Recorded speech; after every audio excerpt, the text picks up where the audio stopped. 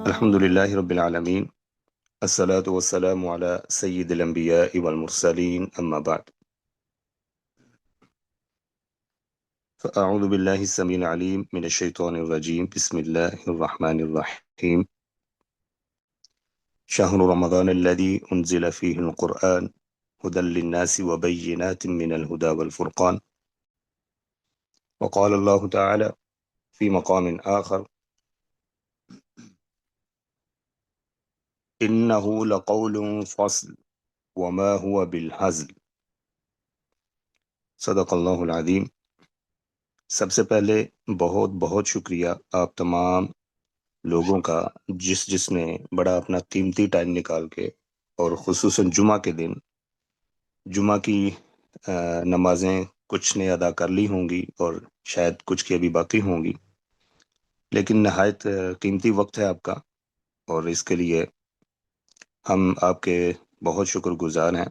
لیکن ساتھ یہ بھی یاد رکھیں کہ یہ قیمتی وقت جو ہے یہ بہت ہی قیمتی چیز کے لیے ہے، یہ کسی انسان کے لیے نہیں، صرف اپنی ذات کے لیے نہیں۔ یہ جو آپ نے ٹاپک دیکھا ہوگا رمضان اور قرآن ہے، تو یہ دونوں ہی چیزیں بہت قیمتی ہیں، اور جو ہمارا وقت ہے وہ وقت بھی شاید انہی کی وجہ سے قیمتی بنتا ہے۔ تو اگین بہت شکریہ۔ بات شروع کرنے سے پہلے ایک چیز کو ذرا ہم پہلے کلیئر کریں گے تاکہ اس کے بعد جو بات ہے وہ ہمیں آسانی سے اور اچھے طریقے سے سمجھ آ جائے۔ وہ یہ ہے کہ یہ ہمارا یہاں پہ اکٹھا ہونا، ایک دوسرے سے سیکھنا اور سکھانا، یہ کوئی ہماری ایک تو رسم نہیں ہوگی، اس کو ضرور ذہن میں رکھیے گا، کیونکہ آج کے ہم جو مسلمان ہیں، یہ بدقسمتی سے ہمیں کہنا پڑتا ہے کہ ہم بہت ساری دین کی چیزیں ایز اے رسم ان کو نبھاتے ہیں۔ رمضان رسم کہتے ہی اسی کو ہیں، یہ بھی عربی کا لفظ ہے۔ تو رسم اس چیز کو کہتے ہیں جو ایک طریقہ کار رائج ہو جائے لوگوں کے اندر، ایک کام ایسا جو مسلسل کسی معاشرے میں، کسی قوم میں ایک کام جو مسلسل ہوتا ہے، پے در پے ہوتا ہے، وہ مہینے بعد ہو، وہ سال بعد ہو، وہ 2 سال بعد ہو، لیکن مسلسل ہو رہا ہے، تو وہ ایک رائج ایز اے رسم بن جاتا ہے۔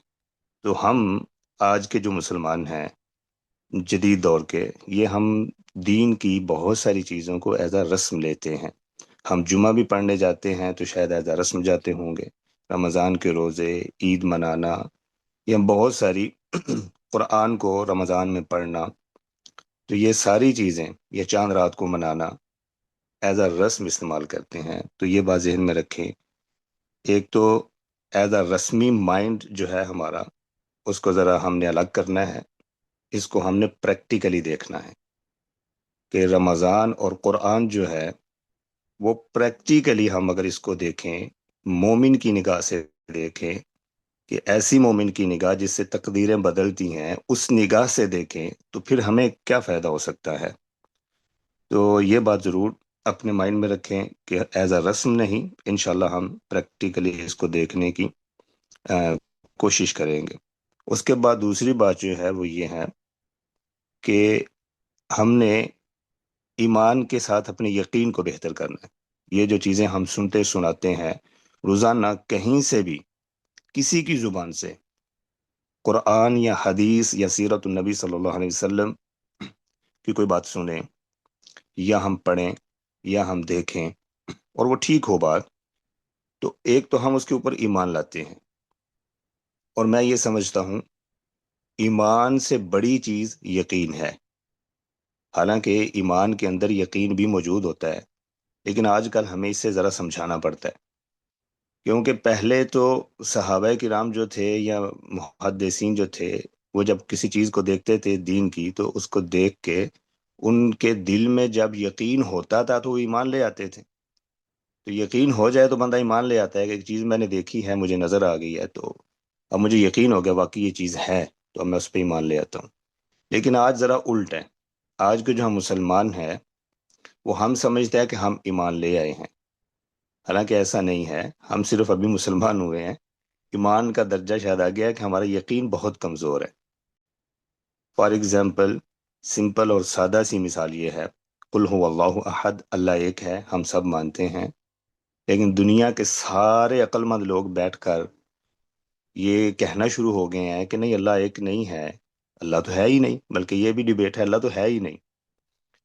اب میرا یقین یہاں پہ ڈول جاتا ہے، تو ہم نے ایسا بھی نہیں کرنا، ہم نے ایسا بھی نہیں کرنا، کیونکہ جب یقین ڈول جائے اور اللہ کی وحی کو سننے کے بعد پھر ایمان تو کمزور پڑ گیا نا۔ تو دوسری بات ہم نے یہ کرنی ہے کہ ایمان کے ساتھ یقین رکھنا ہے، اور کیوں رکھنا ہے، اس کا فائدہ کیا ہوگا؟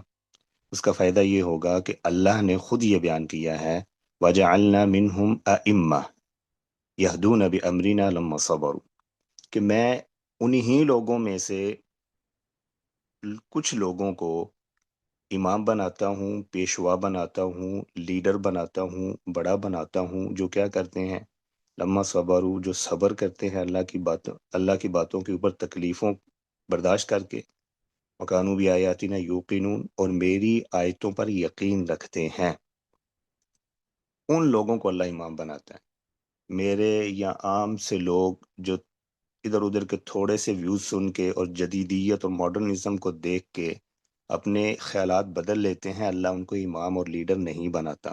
ایک تو یہ بات ذہن میں رکھیں، وما من دابۃ فی الارض الا علی اللہ رزقها، اللہ تعالیٰ کا یہ وعدہ ہے کہ رزق میں نے دینا ہے۔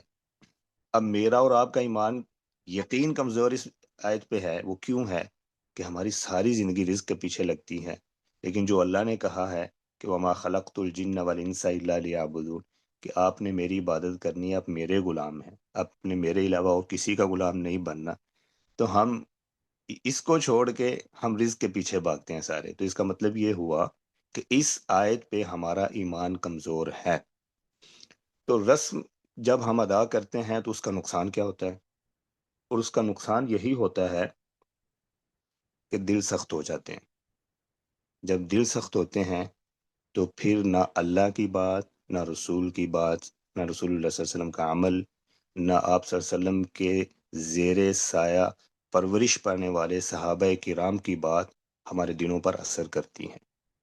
اس کو بھی اللہ نے ہمیں بتایا ہے کہ پہلے بھی لوگوں نے ایسا کیا تھا، کہ جب انہوں نے دین کو ایز اے رسم استعمال کیا تو پھر ان کے دل سخت ہو گئے، اور وہ اس کو ایز اے رسمی لینے لگے، چلیں جی آج جاتے ہیں، آج ہماری عید ہے، اس کو مناتے ہیں، کپڑے پہنے، نہائیں دھوئیں، اور دیٹس اٹ۔ الم یأنی للذین آمنوا ان تخشع قلوبهم لذکر اللہ وما نزل من الحق، کہ ابھی تک ان لوگوں پر، کہ ابھی تک ایسا وقت نہیں آیا کہ لوگ ڈر جائیں اللہ سے اور اس چیز سے جو اللہ نے کلام نازل کیا ہے، کہ ابھی تک ایسا وقت نہیں آیا۔ ولا یکونوا کالذین اوتوا الکتاب من قبل، اور نہ تم نے ایسے ہونا ہے جو تم سے پہلے لوگ تھے، ان کی طرح بھی آپ نے بالکل نہیں ہونا۔ پہلے لوگ کیا تھے؟ فطال علیہم الامد، کہ ان کو جب کتاب دی گئی تھی اور پھر ان کے پاس ایک لمبا عرصہ گزر گیا کتاب ملنے کے بعد، فقست قلوبہم، تو ان کے دل سخت ہو گئے، وکثیر منہم فاسقون، اور بہت سارے ان میں سے فاسق ہو گئے تھے، فاسق ہو گئے۔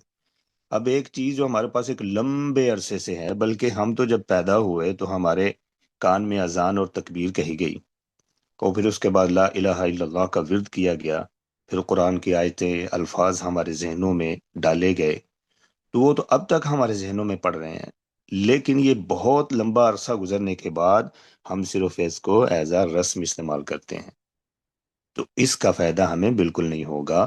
ہمارے دل سخت ہو چکے ہیں اس کو ایز اے رسمی لینے کی وجہ سے۔ آپ خود اس کا تجربہ کر سکتے ہیں معاشرے میں، کہ ہم قرآن کو کیسے استعمال کرتے ہیں۔ شادی میں ہم سر کے اوپر اسے رکھتے ہیں، یعنی کہ نیچے سے گزارتے ہیں اپنی بیٹیوں کو، بہنوں کو، کہ انہیں کہیں نظر نہ لگ جائے۔ جو بندہ اس دنیا سے چلا جائے اس کے اوپر وہ کپڑا بچھا دیتے ہیں جس کے اوپر قرآن لکھا ہوتا ہے، اور آگے گزر جائیں تو کچھ لوگ تو ہم اس کا لاکٹ بنا کے گلے میں بھی ڈال لیتے ہیں، آیت الکرسی یا کچھ آیات کو ہم ایز اے سینری اپنے گھر، روم میں لگا لیتے ہیں تاکہ ہمیں برکت ملتی رہے۔ ایسا کیوں نہیں ہوتا کہ ہم ایک روٹی کا کوئی لاکٹ بنائیں اور گلے میں ڈال لیں اور ہم فیل کریں کہ میری بھوک مٹ گئی ہے؟ ہم پھر پریکٹیکلی دیکھیں کہ واقعی میری بھوک مٹ گئی ہے کہ نہیں مٹ گئی. یعنی روٹی میں کھاؤں نہیں، اپنے گلے میں لٹکا لوں تو میں کہوں کہ یہ اثر دکھا رہی ہے؟ ایسا نہیں ہو سکتا. یہ یوں سمجھ لیں کہ کامن سینس کی انتہائی ابتدا ہے، یعنی پہلی سٹیج ہے جس کو ہم سمجھ نہیں رہے ابھی تک، اور ہم بہت دور ہو چکے ہیں کہ ایسا ہو ہی نہیں سکتا کہ میں قرآن کو، آیت الکرسی کو، سورہ رحمان کو، سورہ یاسین کو یا کچھ آیات لکھ کر اپنے کمرے میں لگا لوں تو اس کا ہمیں فائدہ ہوگا. ہاں، اگر مجھے پڑھنا ہی نہیں آتا تو پھر کیسے وہ بات ہو جائے گی یا کیسے وہ بات بن جائے گی؟ تو ہم چلتے ہیں ٹاپک کی طرف. امید ہے کہ ہمارا جو مائنڈ ہے اس کو ہم ذرا پریکٹیکلی دیکھنے کی کوشش کریں گے ان چیزوں کو. رمضان کو پہلے ہم دیکھتے ہیں. رمضان ایک لفظ ہے، اس کے روٹ کو ہم دیکھیں گے. کسی بھی چیز کو پراپر سمجھنے کے لیے اگر اس کی روٹ سمجھ میں آ جائے تو پھر اس کے بعد کے مسائل سمجھنا آسان ہو جاتا ہے. جیسے عین لام میم علم ہے، علم سے بہت سارے الفاظ بنتے ہیں، یعنی جاننا، کسی چیز کو جاننا. تعلیم ہے، تعلم ہے، معلم ہے، یہ سارے الفاظ اسی سے بنیں گے. تو یہ سمجھنا آسان ہو جاتا ہے کہ اس میں کچھ جاننے کے بارے میں یا کچھ کسی کو علم دینے کے بارے میں بات ہو رہی ہے. تو رمضان بھی را میم زاد، یہ اس کا اصل روٹ ہے رمضان. تو رمضان جو اس کا اصل روٹ ہے، اس کا معنی یہ ہے جلا دینا، کسی کی چیز کو جلانا، جھلسانا، اسے کہتے ہیں رمضان. تو اس کا معنی یہ بنا، اہل لغت نے بتایا کہ رمضان میں تمام لوگوں کے گناہوں کو جلا دیا جاتا ہے، تمام گناہوں کو. عتقاء من النار، آگ سے ان کو آزاد کر دیا جاتا ہے. رسول اللہ صلی اللہ علیہ وسلم نے فرمایا فی کل لیلہ، ہر رات، ہر رات بہت سارے لوگوں کو اللہ رب العزت آگ سے آزاد کر دیتے ہیں. یہ رمضان کی برکت ہے، یہ رمضان کی برکت ہے. ہمیں دعا کرنی چاہیے اللہم بلغنا رمضان، اللہ تعالی ہمیں صحیح سلامت رمضان تک پہنچا دیں، صحیح سلامت رمضان تک. تو پھر اس کے بعد دیکھیں، ہم بہت سارے سفر کرتے ہیں. تو سفر کرتے کرتے یہ بات بھی یاد رکھیں کہ جوش خطابت میں انشاءاللہ کچھ نہیں کہا جائے گا کہ ایسا ہو کہ جوش خطابت ہے تو بہت ساری آپ کو متاثر کرنے کے لیے بات کی جا رہی ہے. نو، ایسا نہیں ہوگا. ہمیں چیزوں کو پریکٹیکلی دیکھنا ہے کہ واقعتاً یہ چیزیں ہمیں کچھ فائدہ دے سکتی ہیں یا نہیں دے سکتی. واقعتاً ہم ان سے کچھ فائدہ حاصل کر سکتے ہیں، نہیں کر سکتے. ہم کیوں دور ہو گئے ہیں، کیوں دور ہوتے جا رہے ہیں، خود اور ہماری نسلیں. ہم بہت سارے سفر کرتے ہیں. تو سفر کے درمیان جب لمبا سفر ہوتا ہے تو ہم تھک جاتے ہیں. تو تھکنے کے بعد ہم کہیں ریسٹ ایریا دیکھتے ہیں. اس ریسٹ ایریے میں بہت ساری ریفریشمنٹ کی چیزیں ہمیں ملتی ہیں. ہم وہاں پہ ذرا بیٹھ کے خود کو ریفریش کرتے ہیں، کوئی چیزیں کھا پی کر تھوڑی دیر ریسٹ کر کے. تو پھر آگے ہم ریفریش ہو کر اپنے سفر کو جاری رکھتے ہیں دوبارہ سے طاقتور بن کر. تو یوں سمجھ لیں کہ پورے سال کے مہینوں میں سے 11 مہینوں کے بعد جب یہ مہینہ آتا ہے رمضان المبارک کا مہینہ، تو یہ ایک ریسٹ ایریا ہے ہمارا. یہ وہ جگہ ہے جہاں پر بیٹھ کر ہم نے یہ سوچنا ہے، جیسے رسول اللہ صلی اللہ علیہ وسلم نے فرمایا بندہ ایک لمبے سفر پہ جاتا ہے تو وہ راستے میں ایک درخت کے نیچے بیٹھ کر تھوڑی دیر اپنی تھکاوٹ اتارتا ہے، سستاتا ہے اور پھر آگے چلتا ہے. ایسے ہی ہم بھی دیکھیں گے کہ یہ رمضان آ رہا ہے تو اس میں ہم نے بیٹھ کے ذرا اپنے آپ کو ریفریش کرنا ہے. ریفریش کس کو کرنا ہے؟ اپنی روح کو کرنا ہے. وہ روح جو اللہ سے کٹ آف ہو چکی ہے، اتنی دور ہو چکی ہے کہ اس کی روحانیت ختم ہو کر جو اس کی حیوانیت ہے وہ اس وقت غالب ہے. تو اس چیز کو ہم دیکھیں گے رمضان میں، رمضان کی بابرکت گھڑیوں میں، رمضان کے عوامل سے جو اس کے اندر عمل ہم نے کرنے ہیں، ان عوامل سے ہم اس چیز کو دیکھنے کی، پرکھنے کی اور اپنے باڈی کو، اپنی روح کو ریفریش کرنے کی ہم پوری کوشش کریں گے. جتنی ہمارے اندر استطاعت ہوگی، جیسے رسول اللہ صلی اللہ علیہ وسلم کرتے تھے، صحابہ کرام کرتے تھے، ہمیں پتہ ہونا چاہیے کہ رمضان یہ بڑا ہی ایکٹیو رمضان ہوا کرتا تھا رسول اللہ صلی اللہ علیہ وسلم کا، تمام صحابہ کرام کا، تمام بڑی بڑی جو ہماری عورتیں امہات المومنین جو صحابیات موجود تھیں، ان سب کا بہت ایکٹیو رمضان ہوا کرتا تھا۔ تو اس کے اندر ایکٹیو ہونے کا مطلب صرف یہ نہیں ہے کہ ادھر ادھر بھاگ رہے ہیں جیسے ہم بھاگ رہے ہیں، کہ ادھر گیا ادھر گیا، سارا دن کچن میں گزر گیا، کھانے اور پکانے میں گزر گیا، ایسا نہیں ہے۔ اب دیکھیں امی عائشہ صدیقہ رضی اللہ عنہا، صحابہ کرام کی لائن لگی ہوئی ہے سیکھنے کے لیے، علم سیکھنے کے لیے۔ علم کون سا علم؟ وحی کا علم، رسول اللہ صلی اللہ علیہ وسلم کی باتوں کا علم، قرآن کا علم، محدثہ فقیہہ، کون؟ امی عائشہ، عورت ہے نا۔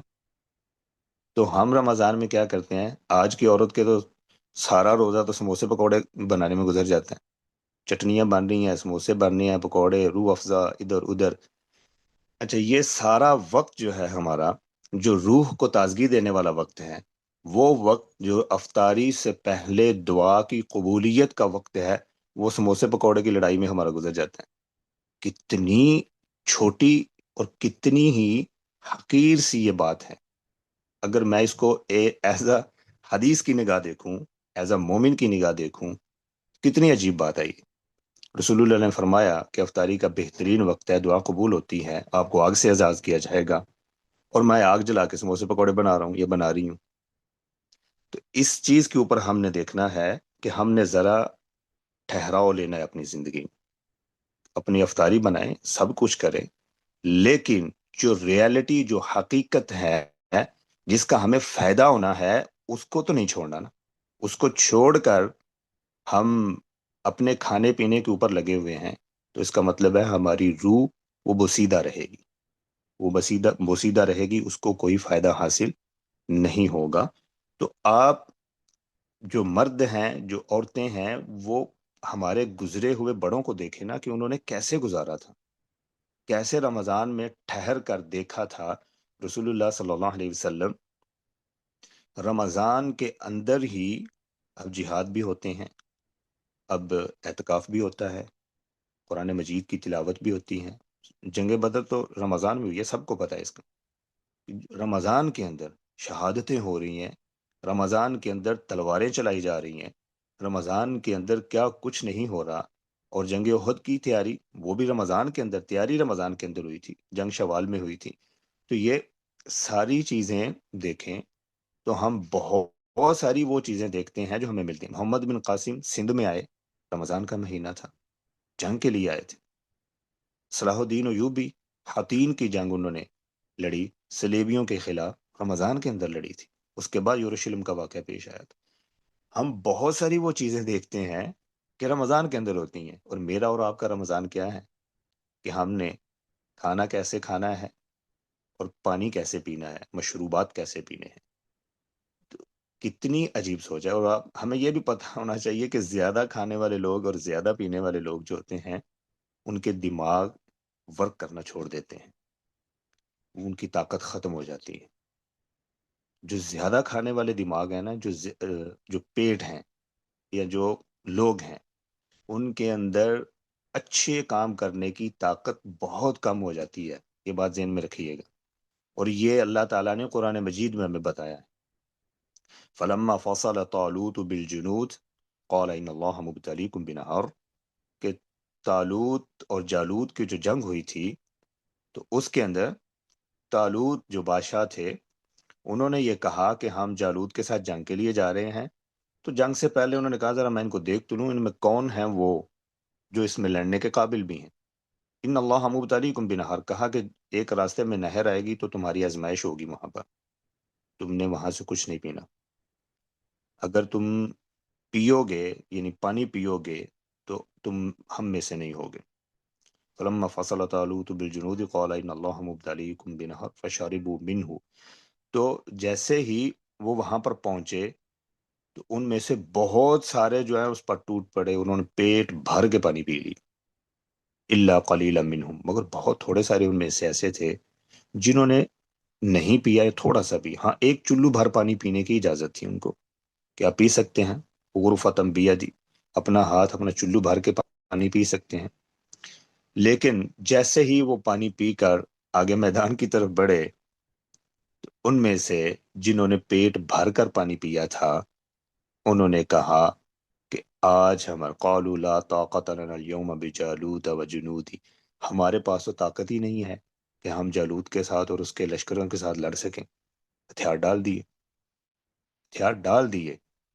کنہوں نے؟ صرف انہوں نے جنہوں نے پیٹ بھر کر پانی پیا تھا، انہوں نے ہتھیار ڈال دیے۔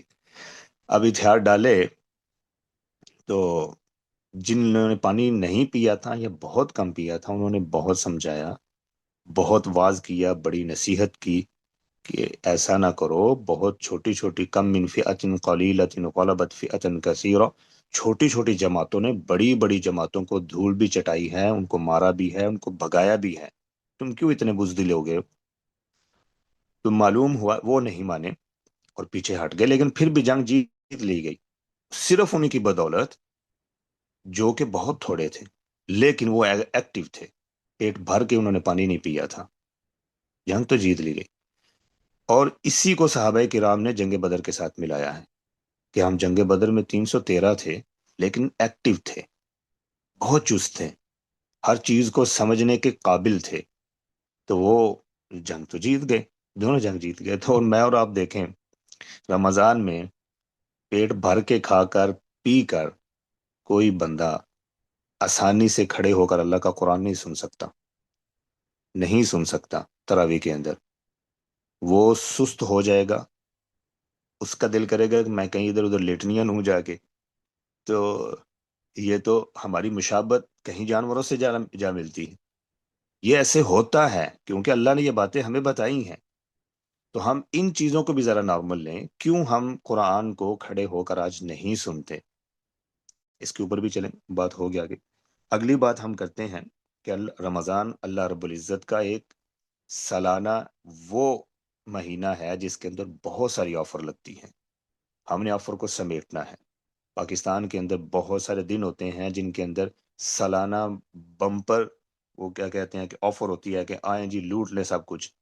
جو باہر رہتے ہیں وہاں پر بھی دسمبر کے اندر بہت ساری آفر لگتی ہے، بازاروں میں رش ہوتا ہے، لوگ صبح نکلتے ہیں فجر کے بعد اور رات تک جانا بازاروں میں لوٹنے کے چکر میں کہ ہم میٹیریل کو خرید لیں، ہم میٹیریل کو خرید لیں۔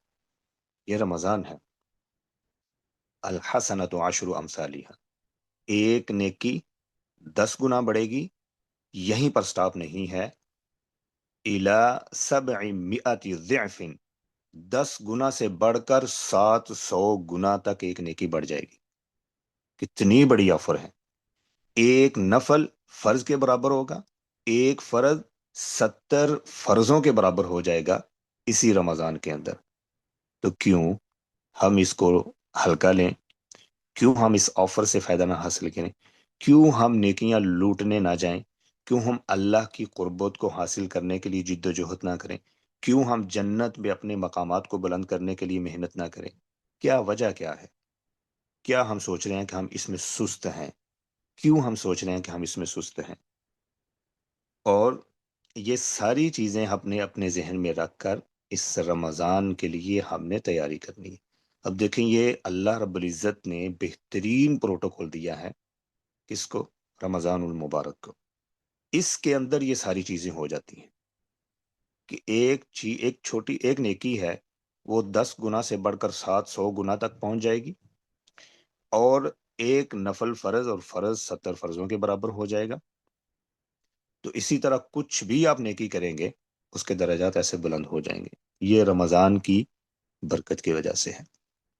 اب ہم دیکھتے ہیں قرآن مجید کو، تو قرآن مجید کے لیے آئے تو ہمیں پتہ چلتا ہے کہ اللہ رب العزت نے جو پروٹوکول رمضان کو دیا ہے وہ کیوں دیا ہے۔ شہر رمضان الذی انزل فیہ القرآن، یہ رمضان کے اندر جتنا پروٹوکول ہے رمضان کی وجہ سے انسانوں کے لیے، یا رمضان کی اتنی عظمت بڑھائی گئی ہے تو وہ قرآن کی وجہ سے بڑھائی گئی ہے۔ تو اصل چیز کیا ہوئی جس کی وجہ سے یہ عظمت بڑھ گئی؟ تو قرآن ہے، رمضان تو بعد میں آتا ہے۔ ہو سکتا ہے رمضان میں قرآن نازل نہ ہوتا تو رمضان ایک عام مہینہ ہوتا، جیسے شوال ہے، جیسے رجب ہے، جیسے شعبان ہے، باقی جیسے مہینے ہیں، یہ عام ہی مہینہ رہتا۔ لیکن نہیں، قرآن کا لنک ہوا تو لنک بلند ہو کر کہیں دور جا پہنچا، کیونکہ کلام اللہ ہے، القرآن کلام اللہ تعالی، یہ کلام اللہ ہے، تو اس وجہ سے یہ ڈائریکٹ اللہ کے ساتھ اس کا تعلق ہو گیا، تو اس کی عظمت بڑھ گئی۔ اور پھر رمضان کے اندر آخری عشرہ ہے، آخری عشرے کے اندر لیلۃ القدر ہے، انا انزلناہ فی لیلۃ القدر، ہم نے اس کو لیلۃ القدر میں نازل کیا۔ تو لیلۃ القدر کی جو ہے وہ فضیلت بھی اسی ہی وجہ سے ہے جو قرآن مجید اس میں نازل ہوا۔ لیلۃ القدر خیر من الف شہر، یہ 1000 مہینوں سے بھی بہتر ہے ایک رات۔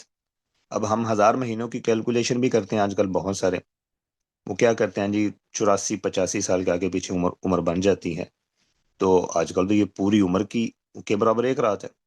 اللہ نے یہ کہا ہے خیر من الف شہر، یہ میری اور آپ کی کاؤنٹنگ ہو سکتی ہے، کیلکولیشن ہو سکتی ہے، لیکن اللہ کے ہاں یہ 1000 مہینوں سے کہیں بہتر ہے۔ وہ کتنی بہتر ہے یہ اللہ ہی بہتر جانتے ہیں۔ تو اس رات کی عظمت کس کی وجہ سے بڑھی؟ قرآن مجید کی وجہ سے بڑھی۔ اب دیکھیں رسول اللہ صلی اللہ علیہ وسلم جب معراج پہ گئے تو آپ کا پہلا سفر بیت اللہ سے ہو کر بیت المقدس تک، اقصی تک ہوا۔ تو اقصی میں تمام انبیاء مطلب رسول اکٹھے تھے، ان کی امامت بھی کروائی رسول اللہ صلی اللہ علیہ وسلم نے۔ تو جبریل امین نے وہاں پر سب کا تعارف کیا۔ تعارف میں ان سے پوچھا گیا تو انہوں نے بتایا، کسی نے کہا میں کلیم اللہ ہوں، اللہ نے مجھ سے کلام کیا ہے، کسی نے تعارف کروایا میں ذبیح اللہ ہوں، میں تو اللہ کے راستے میں ذبح ہوا ہوں۔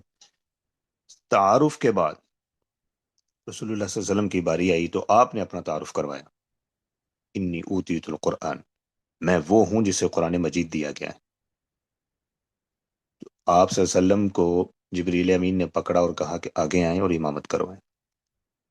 سبحان اللہ، کتنی بڑی بات ہے، اور یہ کس وجہ سے ہے؟ قرآن مجید کی وجہ سے۔ اور اس کو بھی اللہ تعالیٰ نے یہ بیان کیا ہے قرآن مجید میں کہ رسول اللہ صلی اللہ علیہ وسلم انسان سے نا، قل انما انا بشر مثلکم، خود یہ اللہ نے بیان کیا ہے، رسول اللہ صلی اللہ علیہ وسلم کہہ رہے ہیں کہ میں تمہاری طرح کا ایک بشر، ایک انسان ہوں، لیکن انی اوتیت القرآن، جیسے ہی قرآن مجھ پہ نازل ہوا، یوحا اوحا اللہ الیہ، اللہ نے جیسے ہی میرے اوپر وحی نازل کی تو میرا درجہ سارے نبیوں سے بڑا ہو گیا۔ یہ کس وجہ سے ہوا؟ قرآن مجید کی وجہ سے ہوا۔ اچھا، کتنے فرشتے ہیں اس دنیا میں؟ اللہ کے پاس آسمانوں میں کتنے فرشتے ہیں؟ جیسے بیت اللہ ہے، بیت اللہ کے بعین ہی اوپر آسمانوں میں بیت المعمور ہے، بیت المعمور میں فرشتے طواف کرتے ہیں، نیچے انسان طواف کرتے ہیں۔ تو جو ایک فرشتہ ایک دفعہ طواف کر لے دوبارہ اس کی باری نہیں آتی۔ اچھا، اب اتنے فرشتوں میں سے ایک ہی فرشتہ ہے جو روح الامین ہے، جو جبریل امین ہے، جو سب سے بلند، سب سے بڑے اور بہترین اور اعلیٰ درجہ رکھنے والے فرشتہ ہے، وہ تو جبریل امین ہے۔ وہ کیوں ہے؟ وہ اس لیے ہے وَإِنَّهُ لَتَنزِيلُ رَبِّ الْعَالَمِينَ نَزَلَ بِهِ الرُّوحُ الْأَمِينُ، اللہ نے قرآن کو نازل کیا ہے روح الامین، جبریل امین کے ذریعہ سے۔ تمام فرشتوں میں سے اللہ نے ایک فرشتے کو چنا، اسے اپنا کلام دیا اور کہا کہ جاؤ علی قلبک، میرے نبی کے دل پر اسے اتار دو، دل پر اسے اتارو جا کے، لتکون من المنذرین، تاکہ وہ اس کے ذریعے سے لوگوں کو ڈرائے، سمجھائے کہ تمہارا انجام کیا ہونے والا ہے اگر تم نے ایسا کیا تو۔ اب جبریل امین کی عظمت کس کی وجہ سے بڑھی؟ اللہ کے کلام، اللہ کی وحی کو آسمانوں سے زمین تک لانے کی وجہ سے۔ اور وہ وحی کیا ہے؟ قرآن مجید ہے۔ بہت ساری مثالیں، بہت ساری ہی مثالیں ہیں جو بندہ دے سکتا ہے، لیکن بس یہی سمجھیں کہ جس کے ساتھ قرآن جڑ گیا ہے یا جو قرآن کے ساتھ جڑ گیا وہ تو بلندی کی طرف چلا گیا. اب اس کو میں مانوں یا نہ مانوں، میں سمجھوں یا نہ سمجھوں، میری عقل میں آئے یا نہ آئے، یہ میری پرابلم ہے یا آپ کی پرابلم ہے، اللہ کی نہیں ہے. اللہ نے ہمیں بے شمار مثالیں دے کر، بے شمار پریکٹیکل چیزیں کر کے ہمیں دکھا دیا کہ ایسے ہوا ہے. لیکن وہ کیوں ہوا ہے، پرابلم وہاں پر آ کر آ جاتی ہے. جن کے ساتھ ایسا ہوا ہے وہ یقین رکھنے والے لوگ تھے، تکلیفیں مشکلات برداشت کرنے والے لوگ تھے. انہوں نے ہر چیز، ہر بات، ہر جملہ، ہر تانا، ہر گالی، ہر پتھر وہ برداشت کیا ہے، خون بہایا ہے، پھر جا کر ایسا ہوا ہے. اور ہم سمجھتے ہیں کہ شاید ہم رات کو سوئیں گے، صبح اٹھیں گے تو ہم بلندیوں پہ پہنچے ہوں گے. ہم روزہ رکھیں یا نہ رکھیں، تراویح پڑھیں یا نہ پڑھیں، ہاں اللہ غفور الرحیم ہے. یہ میرا ایک جملہ ہے، پریکٹیکل جملہ ہے جو ہم ہر روز سنتے ہیں ادھر سے ادھر سے. تم کون ہوتے ہو یار؟ یار یہ مولویوں نے ہمیں ڈرایا ہوا ہے لوگوں کو. کیا ہے؟ اللہ تو غفور ہے، 70 ماؤں سے زیادہ پیار کرنے والا ہے. 70 ماؤں سے بھی یہ تو بہت تھوڑی بات ہے. یہ تو حدیث بھی شاید اس میں کلام ہے، یہ صحیح حدیث ہے. اللہ تعالیٰ تو کئی زیادہ، پوری اس ہستی میں کتنی مائیں ہیں، ان سب سے زیادہ محبت کرنے والا ہے، رحمت کرنے والا ہے. اس کی رحمت کو اتنے چھوٹے پیرائے میں ہمیں بند نہیں کرنا چاہیے. اور رحمتی وسعت کل شیء، اللہ کہتے ہیں میری رحمت تمام چیزوں کو محیط کرتی ہے. تو ہم اس کو اتنا محدود ہمیں نہیں کرنا چاہیے. لیکن یہ میرے اور آپ کے جملے ہیں. اللہ نے اپنی باتوں کے ساتھ یہ بھی بتایا ہے کہ جن کو میں نے بلند مقام دیے ہیں انہوں نے کام کیا کیے. وہ سوئے نہیں رہے، انہوں نے میری چیزوں کو، میری باتوں کو، میری آیتوں کو اگنور نہیں کیا. ادھر ادھر کی چکنی چپڑی باتیں سن کر، دو چار سبز باغ دیکھ کر مجھے اگنور نہیں کیا. انہوں نے کہا ٹھیک ہے آپ باغ، سبز باغ دکھا رہے ہیں، دکھاتے رہیں، ٹھیک ہے ہوگا ایسے جو آپ کہہ رہے ہیں. ممکن ہے کہ ہم چاند پہ پہنچ جائیں، ہم مریخ پہ چلے جائیں، مریخ سے آگے ہوتے ہوئے ہم کہیں اور سیاروں گلیکسیز میں چلے جائیں. ہاں جا سکتے ہیں، کوئی انکار تو نہیں کرتا اس کا، جانا چاہیے اگر آپ جا سکتے ہیں. لیکن اس کی وجہ سے میں اللہ کو چھوڑ دوں، یہ تم کیوں کہہ رہے ہو؟ یہ کیسے کہہ رہے ہو؟ یہ بات نہیں مانی جائے گی. ہاں اگر ایسے ہوگا تو کسی چیز میں نو پرابلم.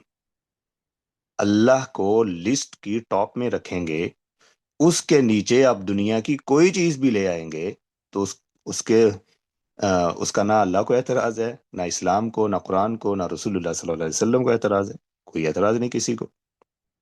ہاں اعتراض وہاں پر بنتا ہے جب آپ لسٹ کی ٹاپ میں کوئی اور میٹیریلسٹک چیز لے آتے ہیں، اپنی عقل کو لے آتے ہیں، یا مادیت کو لے آتے ہیں، یا ترقی کو لے آتے ہیں، یا ماڈرنزم کو لے آتے ہیں. کچھ بھی ایسی چیز اپنی اولاد کو لے آتے ہیں، اپنے گھر میں سے ماں باپ کو لے آتے ہیں، کوئی بھی قبول نہیں ہے اللہ کے ہاں جب ایسے ہوگا. تو یہ چیز ہمیں سمجھنی پڑے گی کہ قرآن مجید کی وجہ سے ہر چیز کی عظمت بڑھ گئی. تو وہ کیسے بڑھ گئی اور کیوں بڑھ گئی؟ اور اللہ تعالیٰ نے اسی قرآن کی وجہ سے ان اللہ یرفع بہذا الکتاب اقواما ویضع به آخرین، عمر فاروق رضی اللہ عنہ اس کے راوی ہیں، انہوں نے یہ بیان کیا ہے کہ اسی کتاب کی وجہ سے دنیا نے، لوگوں نے ترقی کی ہے، اور اسی کتاب کی وجہ سے زوال پذیر بھی ذلیل بھی ہوئے ہیں. جنہوں نے اس کو پکڑا وہ ترقی کر گئے، جنہوں نے اس کو چھوڑ دیا وہ ذلیل ہو گئے. اور یہ مسلمانوں کے لیے بات ہے جو اس پر ایمان لایا ہے. ایمان لا کر اس چیز کو چھوڑ دیا گیا تو کیسے ترقی ہو سکتی؟ ہاں دوسرے لوگ بھی جو غیر مسلم ہیں وہ بھی اس کو پڑھیں گے. ہدی للناس، تمام لوگوں کے لیے اس کے اندر ہدایت ہے، یعنی وہ رہنمائی لے سکتے ہیں. کوئی بھی نہیں ہے، ایسا نہیں ہے کہ وہ رہنمائی نہیں لے سکتے، ہر بندہ اس قرآن کریم سے رہنمائی لے سکتا ہے. لیکن ہدی للمتقین، اللہ نے ساتھ یہ بھی بتایا ہے یہ ہدایت متقین کے لیے. اب یہ دو چیزیں مخالف ہو گئی، ایک تو لوگ آگے ہیں اور ایک متقین کو مخصوص کر دیا گیا. اب دیکھیں قرآن مجید کو سمجھتا تو ابو جہل بھی تھا، ابو لہب بھی تھا، اور بڑے ذہین و فطین بھی تھے، دماغ تو ان کا پورا چلتا تھا، بہترین چلتا تھا دماغ، لیکن وہ ہدایت نہیں لے سکے جو اللہ تعالیٰ کی مراد ہے اس قرآن مجید سے، نہیں لے سکے۔ یعنی عربی تو ہم سے زیادہ جانتے تھے نا، وہ قرآن کی آیتیں سن کر وہ تو بہترین سمجھتے تھے، حتیٰ کہ ابو جاہل سے پوچھا بھی گیا تھا، مخنس نے پوچھا بھی تھا، آ، ابو اخنس نے، انہوں نے پوچھا بھی تھا، سوری ان کا نام ہے اخنس بن شریک، انہوں نے یہ پوچھا بھی تھا ابو جہل بتاؤ یہ قرآن مجید تمہارا کیا خیال ہے اس کے بارے میں، اس نے یہ جواب بھی دیا تھا، اور یہ صحیح روایت ہے، ابو سفیان رضی اللہ عنہ اس کو بیان کرتے ہیں، اس نے کہا تھا بھائی یہ میں مان لوں تو میرا تو قبیلہ ڈاؤن ہو گیا، رسول اللہ صلی اللہ علیہ وسلم کا قبیلہ تو گیا اوپر، خاندان اس کا تو نام بڑا ہو جائے گا، میری چدراہٹ کہاں جائے گی پھر، میں نہیں مانوں گا، جانتا سب کچھ تھا، مانتا کچھ بھی نہیں تھا۔ یہ ہے ہدی للمتقین، جو دل کے اندر تقوی رکھتا ہے اللہ اس کو ہدایت دیتے ہیں، لیکن رہنمائی لینی ہے، آپ نے دیکھنا ہے کہ صحیح اور غلط راستہ کیا ہے، تو یہ قرآن ہر بندے کو بتا دے گا۔ اب مجھے یہ بتائیں، قرآن کے اندر بہت سارے راز ہیں، بہت سارے راز ہیں، لیکن نیچرل چیز یہ ہے کہ جب ہم عام زندگی میں کوئی ہمارا دوست بن جائے تو ہم ایک دن دو دن اس کے ساتھ پاس گزاریں گے، پھر تنہائی میں کچھ وقت گزاریں گے، تو ہم دھیرے دھیرے اس کو اپنے راز بتاتے جائیں گے، دھیرے دھیرے، پہلے دن کوئی کچھ نہیں بتاتا۔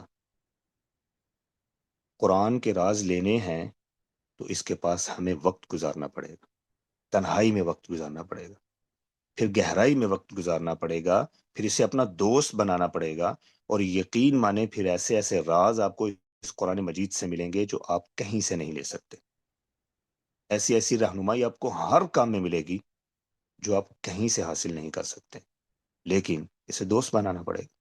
اگر میں صرف اسے کو ایسا رسم لیتا رہوں، اسے صرف ثواب کے لیے پڑھتا رہوں، صرف پڑھتا رہوں، بغیر سمجھے کہ اللہ نے کیا فرمایا ہے، اللہ نے کیا سمجھایا ہے، تو کیسے رہنمائی حاصل ہوگی، کیسے ہمیں یہ بتایا جائے گا۔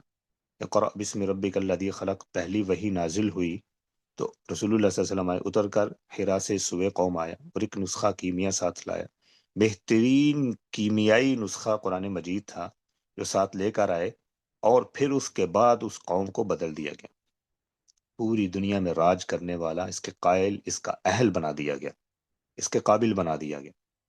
تو یہ کیسے ہوا؟ یہ قرآن مجید کی وجہ سے ہوا، قرآن مجید کی وجہ سے ہوا، لیکن یہ ان لوگوں کے لیے ہے، ان لوگوں کے لیے ہے جنہوں نے اس کو سمجھا، اس کو پڑھا، اور اس کے اوپر غور و فکر کیا۔ سمپل ایسا نہیں ہو گیا کہ جیسے ہمارا اس وقت قرآن کے ساتھ تعلق ہے یا قرآن کے ساتھ ہمارا لنک ہے، یہ تو انتہائی میں سمجھتا ہوں کہ یہ ہمارا توہین امیز ہے۔ اگر ہم غور کریں، اتنا ہم اگنور کرتے ہیں قرآن مجید کو، اتنا اگنور کرتے ہیں ہر جگہ پہ، پریکٹیکلی سسٹم میں، پریکٹیکلی ہر جگہ پہ۔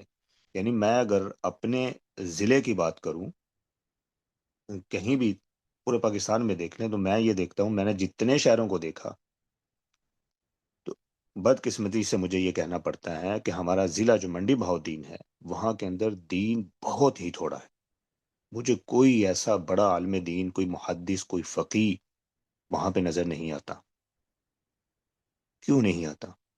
مجھے کوئی ایسا ادارہ وہاں پر نظر نہیں آتا کہ جہاں میں سوچوں کہ میں نے اپنے بچے کو یا بچی کو قرآن پڑھانا ہے یا حدیث یا سیرت پڑھانی ہے، تو میرے ذہن میں کوئی ایسا ادارہ ہے، میں آنکھیں بند کر کے جاؤں اور وہاں پہ اپنے بیٹے اور بیٹی کو داخل کروا دوں، اور اس کے لیے کوئی شاید محنت کر رہا ہے یا نہیں کر رہا، ہمیں نظر نہیں آ رہا۔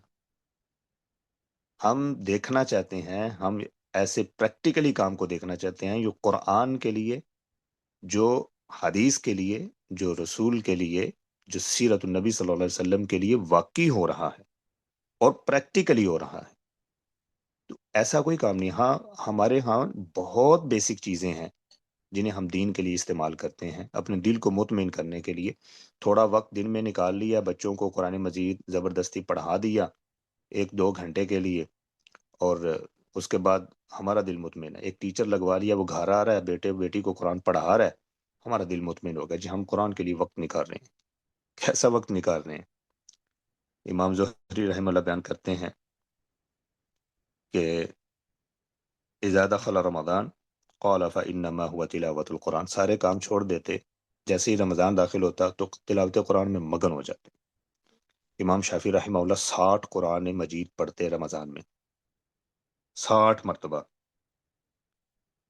اور سفیان ثوری رحمہ اللہ تمام عبادتیں چھوڑ دیتے، قرآن مجید پڑھنا شروع ہو جاتے ہیں رمضان میں. امام مالک رحمہ اللہ حدیث پڑھانا چھوڑ دیتے اور قرآن مجید کی طرف متوجہ ہو جاتے. یہ کیسے وہ لوگ تھے؟ کیا ان کے پاس کوئی فری وقت تھا؟ حالانکہ انہوں نے بڑے بڑے کام کیے ہیں. امام مالک رحمہ اللہ نے حدیث کی کتنی کتابیں لکھی؟ سب سے پہلی کتاب امام مالک رحمہ اللہ نے لکھ دی. امام احمد بن حنبل کتنے بڑے امام ہیں، لیکن ہر 7 دن بعد قرآن مجید مکمل کرنا، اور صرف نماز کے اندر، نفلوں کے اندر، اور وہ بھی رات کے نفلوں کے اندر. باقی کیا ہے؟ تو ہم تھوڑا سا وقت دے کر اور بغیر سمجھے، آپ کو پتا ہے پاکستان کے اندر ایک یہ ریشو بھی نکالی گئی ہے، سروے بھی ہے، کہ قرآن مجید کو صرف ایک مرتبہ ترجمے کے ساتھ پڑھنے والے لوگ 5% ہیں.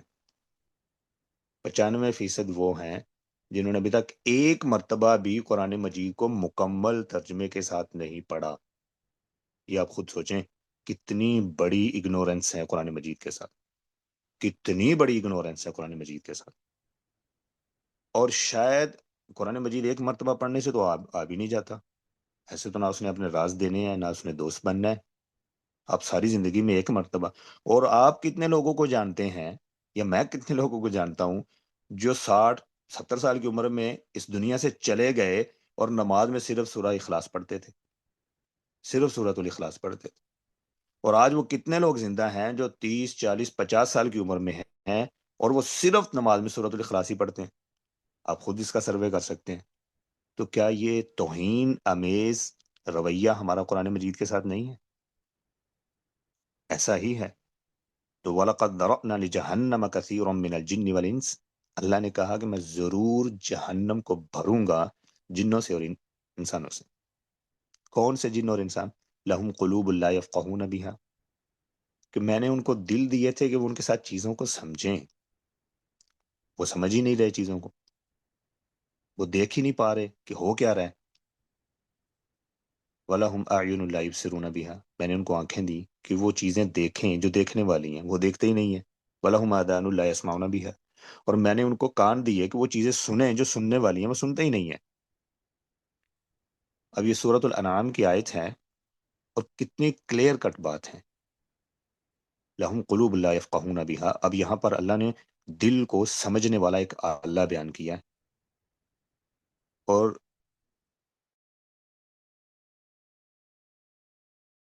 دل سوچتا ہے، ہم دل بھی سوچتا ہے.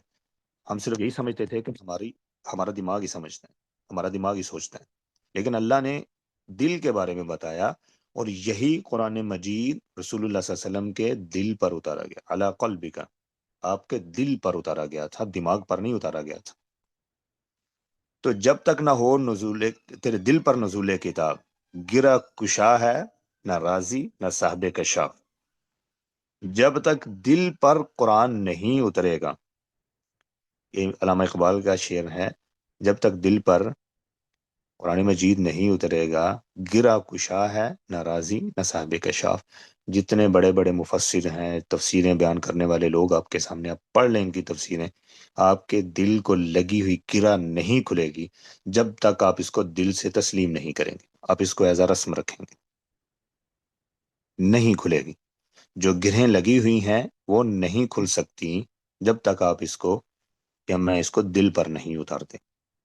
تو اللہ تعالیٰ نے کیا بیان کیا کہ میں یہ دل کے ذریعے سے سمجھانا چاہتا ہوں کہ آپ اس کو سمجھیں، اپنے دل پر اتاریں، باقی چیزوں کو اپنے دل سے دور رکھیں. اس کو ذرا اتاریں پہلے اور دل کو صاف و شفاف کریں تو دیکھیں پھر کیا ہوتا ہے. میرے اور آپ کے دلوں کو تو زنگ لگا ہوا ہے. کلا بران علی قلوبہم ما کانوا یکسبون. سورۃ المطففین 30ویں پارے میں اللہ نے بیان کیا، یہ تو ان کے دلوں کے اوپر تو زنگ لگا ہوا ہے. اور وہ زنگ کیسے اترے گا؟ علی قلوبہم ما کانوا یکسبون، وہ قرآن مجید کی تلاوت سے اترنا ہے. ہمارے جو اعمال، ہماری جو کرتوت ہیں، ان کی وجہ سے ہم نے اپنے دل کو زنگ، یہی وہ رین ہے جو ہمارے دل کو اس نے کمپلیٹ ڈھانپ لیا ہوا ہے. ختم اللہ علی قلوبہم، یہ وہ مہر ہے جو اس دلوں کے اوپر لگ چکی ہے. تو ثم قست قلوبکم من بعد ذلك فهي كالحجارہ، کہ اتنے سخت ہو گئے ہیں کہ اتنا تو پتھر بھی سخت نہیں ہوتا، پتھروں سے زیادہ سخت ہو گئے ہیں کہ اللہ کی بات ہمارے دماغ اور دل میں اترتی نہیں ہے. ہم سمجھتے یار یہ کیا کیا فائدہ ہوگا، میرا بچہ قرآن پڑھ لے گا، عالم بن جائے گا، تو کیا کیا کما کیا لے گا، کیا حاصل کر لے گا؟ اس کی تو عزت ہی کو نہیں کرتے بندے، قرآن پڑھنے والے کی، حدیث اور سیرت پڑھنے والے کی. یعنی عزت نہ کرنے والے بھی ہم ہی ہیں، کوئی باہر سے کوئی نہیں آیا ہے، کوئی ایلین نہیں ہے، وہ بھی ہم ہی ہیں. اور کیوں نہیں کرتے اس کا ابھی تک ہمیں نہیں پتا. پتہ نہیں کس کو کس نے ہم کو کہاں لگا دیا ہے اور کس چکر میں ڈال دیا ہے. تو وہ جو بہترین چیز ہے، وہ بہترین کتاب ہے جس کی وجہ سے انبیاء کی عظمت بڑھ گئی، مہینوں کی، دنوں کی، راتوں کی عظمت بڑھ گئی، ہم خود اس کو ڈاؤن کر رہے ہیں اور کر دیا ہے. پتہ نہیں کس نے اس کے اوپر ہمیں لگا دی. اس زنگ کو اتارنے کے لیے ہمیں اس قرآن کو پڑھنا پڑے گا اور دل پر اتارنا پڑے گا. وَلَهُمْ أَعْيُنٌ لَا يُبْصِرُونَ بِهَا، اور میں نے ان کو آنکھیں دی ہیں، وہ دیکھ ہی نہیں سکتے جو وہ دیکھنا چاہتے ہیں. اب اگر آپ گاڑی میں فار ایگزامپل، آسان مثال سے سمجھیں، گاڑی میں جا رہے ہیں، ایک مسلمان ہے، آپ مسلمان ہیں، آپ کے ساتھ غیر مسلم بیٹھا ہے، عیسائی بھی بیٹھا ہے، لبرل ہے، ملحد ہے، کوئی بھی بیٹھا ہوا ہے. آپ کو راستے میں بہت ساری چیزیں نظر آ رہی ہیں، آپ کو گھاس بھی نظر آ رہی ہے.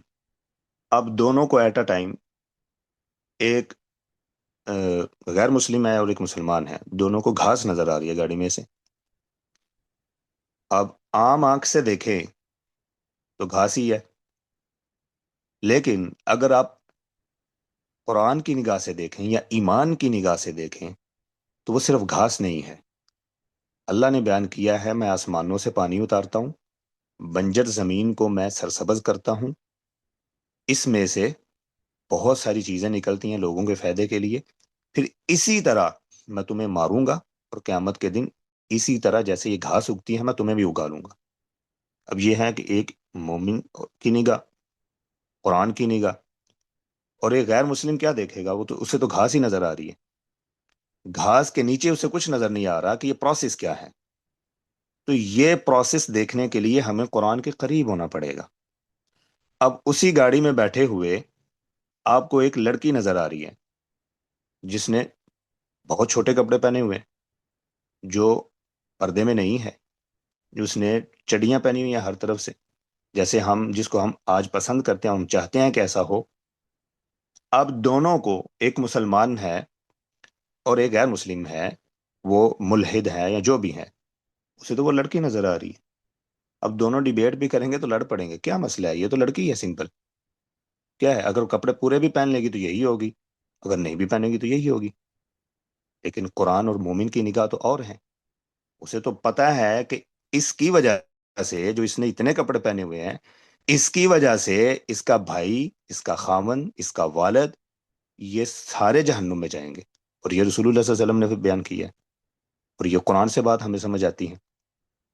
تو جب ہم قرآن کو مومن کی نگاہ سے دیکھیں گے تو پریکٹیکلی اس دنیا میں بھی ہمیں فائدہ ہوگا.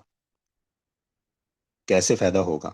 کہ اگر آپ کسی چیز کو بھی ایجاد کرتے ہیں، کسی چیز کی انوینشن کرتے ہیں، تو اگر آپ نے قرآن کو ساتھ رکھا ہوا ہے، رسول اللہ کے فرمان کو ساتھ رکھا ہوا ہے، تو یقین مانے آپ کی چیز کے اندر روحانیت ہوگی. روحانیت کے ساتھ اگر آپ کوئی چیز بنائیں گے تو اس میں لوگوں کا فائدہ ہوگا. اگر آپ اس روحانیت کو ہٹا دیں گے، آپ کچھ بھی انوینٹ کر لیں، اس کے اندر برکت نہیں رہے گی. اس کے پیچھے آپ کے نیگیٹو ایجنڈے ہو سکتے ہیں، بہت کچھ ہو سکتا ہے. قرآن مجید ایسی چیز ہے جو روحانیت کو، مادیت کو اکٹھا رکھتا ہے، اکٹھا رکھتا ہے. اور آج کی جو ہمیں سائنس دکھتی ہے، اس کے اندر تو روحانیت ہے ہی نہیں ہے. اس کے اندر تو یہ حالانکہ سائنس کا تو انکار کوئی بھی نہیں کرتا نا. اللہ تعالیٰ نے بھی قرآن مجید میں بہت ساری چیزیں وہ بیان کی ہیں جو سائنس کو خود، حالانکہ یہ اسلام کا ہی ایک سسٹم ہے، لیکن اس کے اندر روحانیت ختم کر دی گئی ہے. دنیا کی کوئی بھی کتاب آپ پڑھ لیں، اب سمپل اس کی، اب میتھ کی کتاب پڑھیں، آپ انگلش کے رٹے لگا لیں. ہم نے لا کی کتابیں پڑھی ہیں، تو لا کی کتاب میں جتنے بھی قانون پڑھتا رہوں، مجھے اس میں نہ تو میرے آنکھوں میں آنسو آئیں گے، نہ تو کچھ ہوگا، نہ تو میں کچھ فیل کر سکوں گا. کچھ بھی نہیں ہوگا کیونکہ اس میں روحانیت نہیں ہے. تو قرآن مجید کا روح کے ساتھ تعلق ہے. تو روح کو بلند کرنے کے لیے، مقامات تک پہنچانے کے لیے قرآن مجید کو دل پر اتارنا پڑے گا، اس کے ساتھ لنک کرنا پڑے گا. وَإِذَا سَمِعُوا مَا أُنزِلَ إِلَى الرَّسُولِ تَرَىٰ أَعْيُنَهُمْ تَفِيضُ مِنَ الدَّمْعِ مِمَّا عَرَفُوا مِنَ الْحَقِّ، کہ جب انہوں نے دیکھا کہ رسول کے اوپر جو قرآن نازل ہوا ہے، جب اس کو سنا، یہ حضرت جعفر رضی اللہ عنہ جب نجاشی کے سامنے اس کے دربار میں سورہ مریم کی آیات پڑھی، تو وہ یہ دیکھ کر سمجھ گئے اور ان کی آنکھوں سے آنسو بہنا شروع ہو گئے. تو یہ تھا دل کا اطمینان اور آنکھوں سے آنسو کا بہنا. تو قرآن مجید کو اپنے دل کی نگاہ سے دیکھیں اور مومن کی نگاہ سے دیکھیں، اور رمضان کو بھی سب اسی نگاہوں سے دیکھیں. انشاءاللہ اس سے بہت ہی پریکٹیکل فائدہ ہوگا.